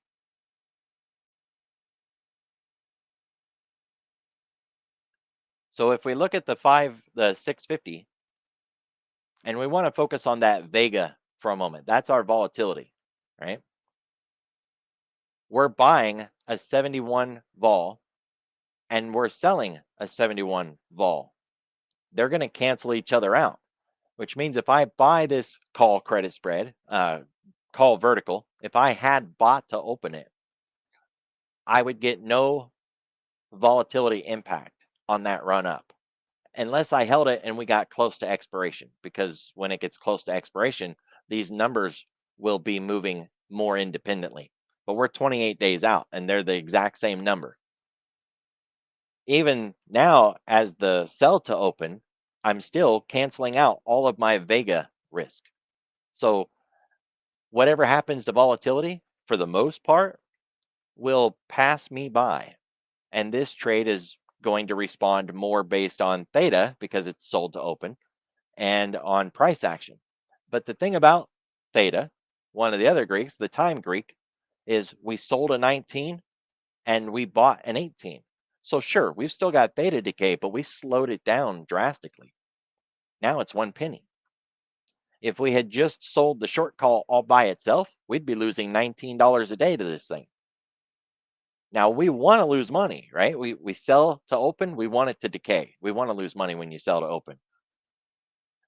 But we're going to do it in a vertical and we bought some on the other side. The difference between those two, that's our theta decay for now. As we get closer to expiration, those numbers will change and it'll tighten up and then we'll start to really lose more theta at the end, right? We've talked about theta curves before. You guys might not have been here for that, but the theta curve, it starts out really slow and almost flat. But as you get closer and closer to expiration, it starts to move really fast until it's almost just straight down. So out here, your daily theta decay may be like 1 penny.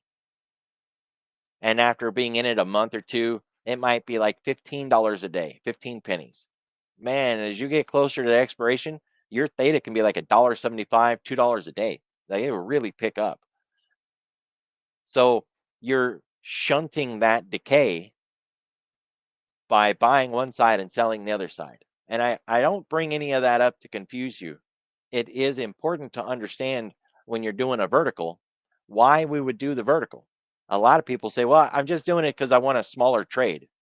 This is a $9 call and I can't sell it naked. So I'm going to buy that call. And now I'm going to get this much credit. And I was able to take the trade and I didn't need, a $200,000 account. That's a good reason to do a vertical. Yes. But we want to understand what we're doing in that vertical. So when you put on the trade, you're buying one Greek and you're selling another Greek. And then you've got the premium as well. So you're canceling out your Vega, Theta, Gamma, all of it, except for the differential between the two. And then as we get closer to expiration, then things change. Now, this was all 28 days out. So we're going to come in a little closer here, go like 3 days out.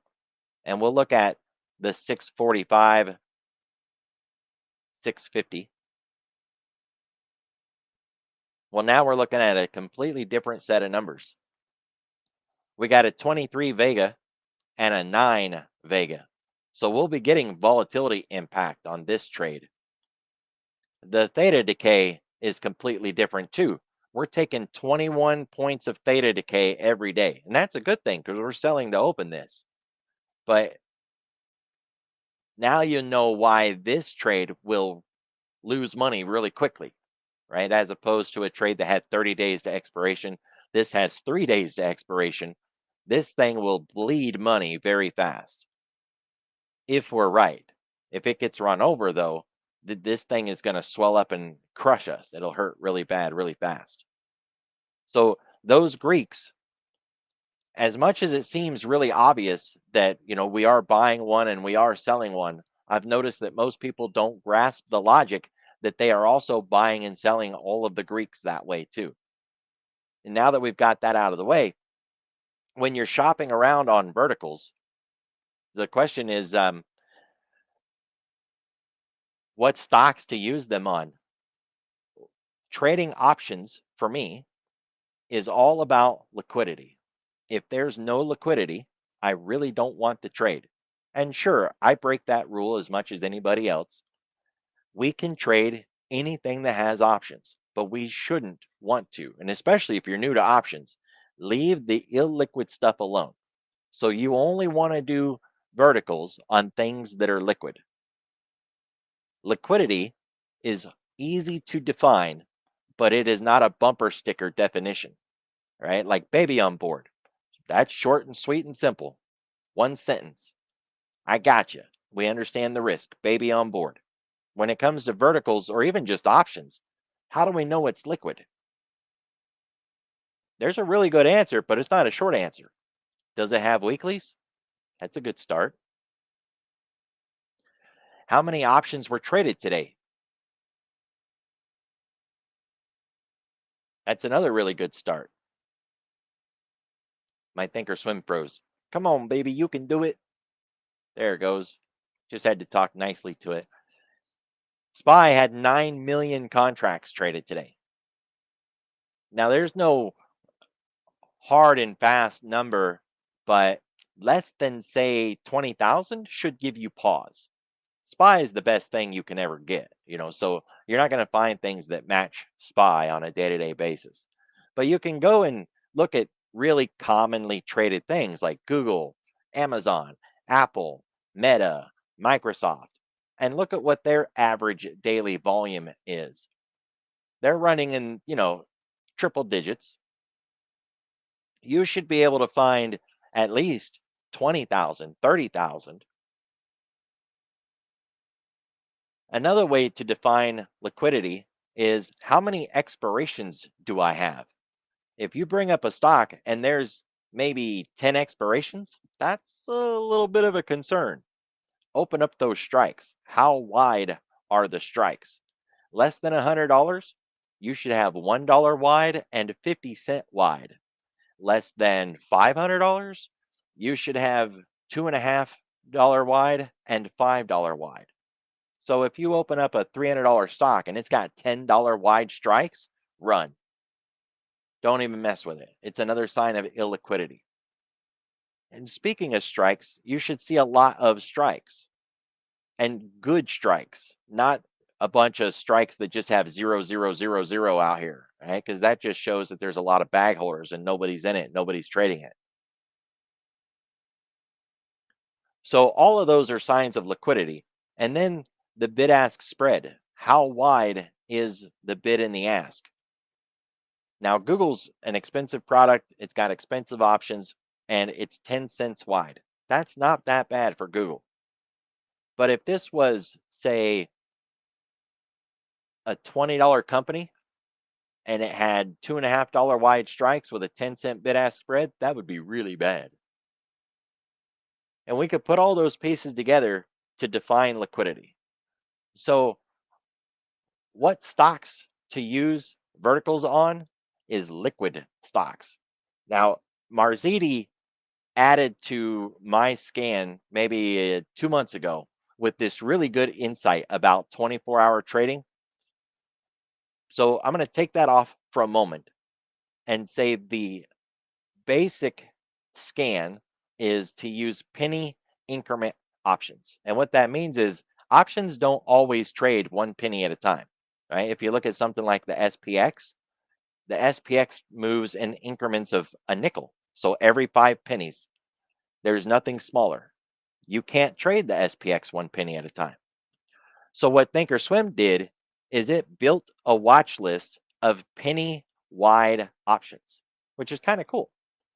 The stocks that are in that list all have options that are 1 penny wide. So if you go to public, and of course it's alphabetized, so we can just go to the P's. I missed it. There we are. Penny increment options. Every stock in this list has penny increment options. And that's another form of liquidity, by the way. If it is liquid, the options will move penny wide. To be fair, the SPX is also liquid, but it's big. It's thousands of dollars. And that's why it's nickel increments.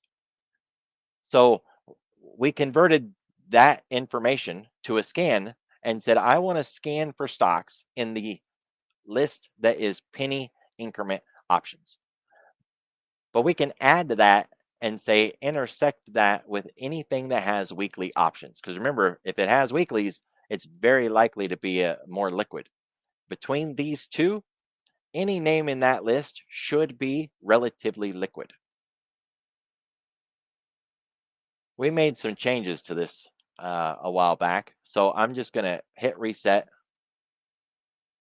and we'll change this to weeklies and penny increments.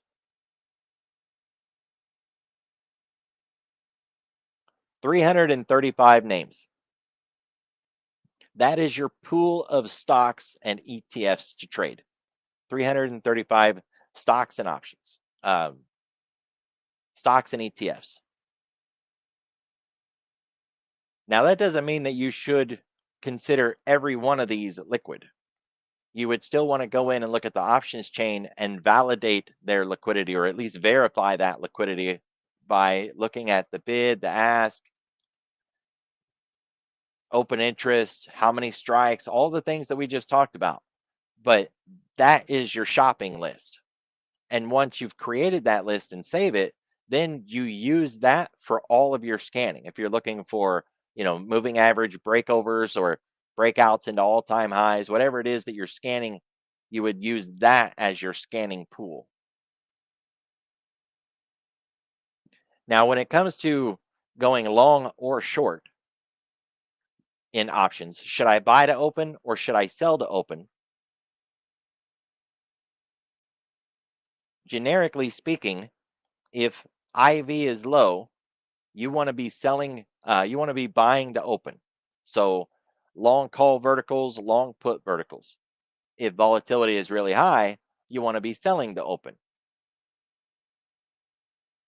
The idea behind that, what they say in the options world is that if volatility is high, it has nowhere to go but down. That's not true, by the way, right? If it's high, it can just stay high. That's the fact. But that's what they say in the options world. If IV is high, it has nowhere to go but down. So I might as well sell it while it's up there. That way, when it does fall, I'll make money. If you was to buy the vertical when it's all the way up there, and then you take volatility crush in that vertical you bought, that thing's just bleeding money like crazy. And even if stock goes in the direction you thought it was going to go, you bled all your profit out into the volatility crush. So if volatility is low, look to buy options. Now, low is a bit arbitrary. How low is too low? So they came up with like a ranking on volatility. And we can nerd out on the ranking all we want, but you can find the number on Thinkorswim, anyways. Not there. Right here. IV percentile. Where's the IV? There it is. IV percentile. We're at 25%. So what does that mean? When volatility is at its highest level, that's 100. And when it's at its lowest level, that's 0. And what it's asking is, hey, first, where is the current implied volatility? 32.8. Looking back over the last year, is that high for Google or is that low for Google? Where does Google normally sit? And it says, well, all things considered, that's at about 25% of Google's highest value in volatility over the last year. Okay, you know what I mean? Like that gives us some insight because 32.85 as an IV, we don't know if that's high or not for Google. For Tesla, that'd probably be low. For SPY, that'd be way big. We would have the market selling off in panic and chaos if the IV was that high on SPY.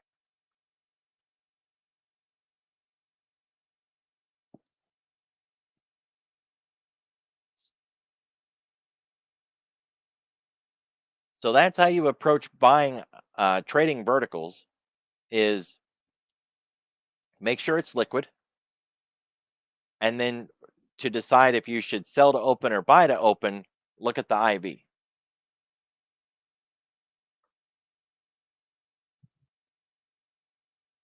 Now, you mentioned high probability options trades, and this is really important. I mean, critically important. Now, we can cover it today, or we can break it out on Wednesday and start from the beginning of it. Because one, it's going to take a little bit of time. And two, it's really important that you grasp what I'm about to talk about when it comes to the probabilities of options. Because it's a catch 22. We all want to trade high probability stuff, right? The problem is it's a trap. And when they lose, and they will lose no matter how high the probability is, it is nearly 100% loss and it hurts really, really bad. They're they're not the promised land, right? They are really, really not the promised land. And I will show you why you're very likely going to choose 50% probability versus 90 or 95% probability by the time I'm done. Me personally, I trade anywhere between a 45 to 55% probability. That's my sweet spot. And because I do that, I never have to worry about volatility crush or volatility spikes, right? So I never have to evaluate if volatility is high or low. I don't care if it's high or low because of the way I build my spread. I can defend it better, I can protect it easier, and I make way more money when I'm right, and I lose less money when I'm wrong. All because of the probability that I choose and where I build my spread because of that. So I'd say let's cover that topic on Wednesday and we'll go through it in detail. And it's a really good topic to cover because I know it sounds good, right? I mean, it's the promised land. I want to take high probability trades. Plus, you know what the really good trick is? You want a high probability trade that the options doesn't know is a high probability trade. It thinks it's a medium volatility trade or a probability. So it prices it at medium probability, pays you all the money, and yet you know it's high probability because you saw it in the candles, not in the options. That's the sweet spot.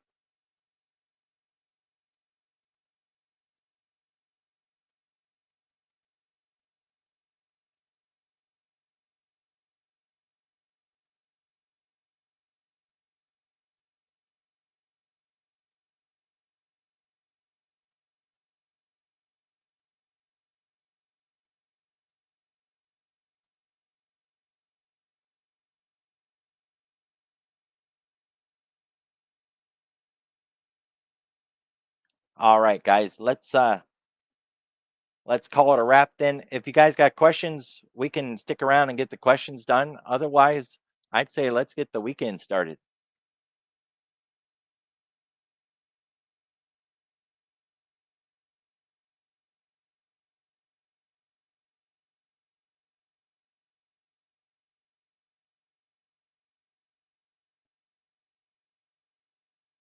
Yep, yep. Y'all have a good weekend.